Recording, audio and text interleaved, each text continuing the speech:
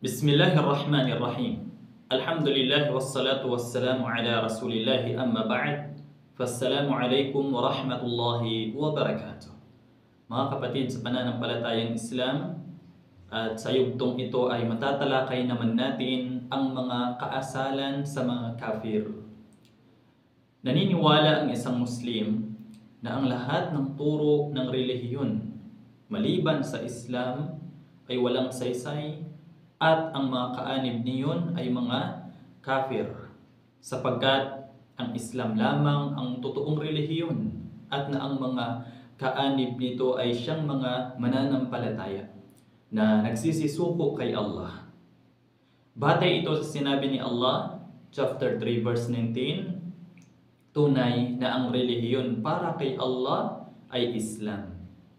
At ganun din, sinabi pa ng Allah subhanahu wa ta'ala sa banal na Quran, chapter 3 verse 85, ang sinumang maghahangad ng iba pa sa Islam bilang relihiyon ay hindi iyon matatanggap sa kanya. At siya sa kabilang buhay ay mapapabilang sa mga talunan. Makikita dito ng isang Muslim na ang bawat sumasampalataya kay Allah nang hindi naaayon sa Islam ay isang kafir. Susundin ng isang Muslim sa pakikitungo sa isang kafir ang mga sumusunod na ito ng mga kaasalan. Una, mga kapatid sa pananampalatayang Islam, ang di pagsang-ayon sa kawalang pananampalataya nito at di pagkalugod doon, yamang ang pagkalugod sa kawalang pananampalataya ay kawalan din ng pananampalataya. Pangalawa, ang pagkasuklam sa kawalang pananampalataya niya, yamang ang pagmamahal ay alang-alang kay Allah at ang paggamuhi ay alang-alang din kay Allah. At yayamang kinasusuklaman ni Allah ang isang kafir dahil sa kawalang pananampalatayang taglay nito. Kasusuklaman din ng isang Muslim ang kawalang pananampalataya na nasa kafir, yamang kinasusuklaman din iyon ni Allah. Pangatlo, ang hindi pagtangkilik dito at pagmamahal dito. Dahil ang sabi ni Allah sa banal na Quran, chapter 3 verse 28, huwag gawin ng mga mananampalataya ang mga tumatangging sumasampalataya na mga tagatangkilik sa halip na ang mga mananampalataya. At dahil ang sabi pa niya, chapter 58 verse 22, wala kang matatagpo ang mga taong sumasampalataya kay Allah at sa huling araw na nagmamahal sa mga sumasalungat kay Allah at sa kanyang sugo. Maging sila man ay mga ama nila o mga anak nila o mga kapatid nila o mga kaangkan nila. Pang-apat, ang katarungan sa kanya at ang pagkakaloob sa kanya ng mabuti kung hindi siya nakikidigma laban sa pananampalatayang Islam. Sapagkat ang sabi ni Allah sa banal na Quran, chapter 60 verse 8, hindi kayo pinagbabawalan ni Allah hinggil sa mga hindi kumalaban sa inyo dahil sa pananampalataya ninyo at hindi nagpapalayas sa inyo mula sa mga tahanan ninyo na makipagmabutihan kayo sa kanila at makitungo ng makatarungan sa kanila. Tunay na iniibig ni Allah ang mga makatarungang makitungo.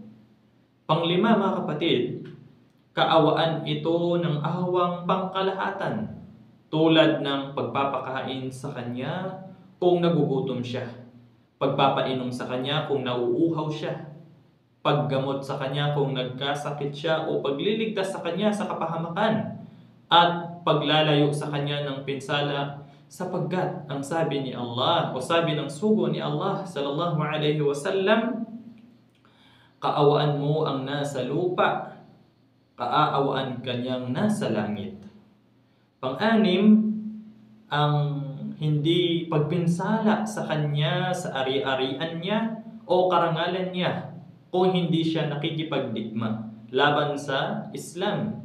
Sapagkat ang sabi ng sugo ni Allah sallallahu alaihi wasallam, nagsabi si Allah, "O mga lingkod ko, ipinagbawal ko sa sarili ko ang paglabag sa katarungan at ipinagbawal ko iyon sa inyo, kaya huwag kayong magsasagawaan ng paglabag ng katarungan."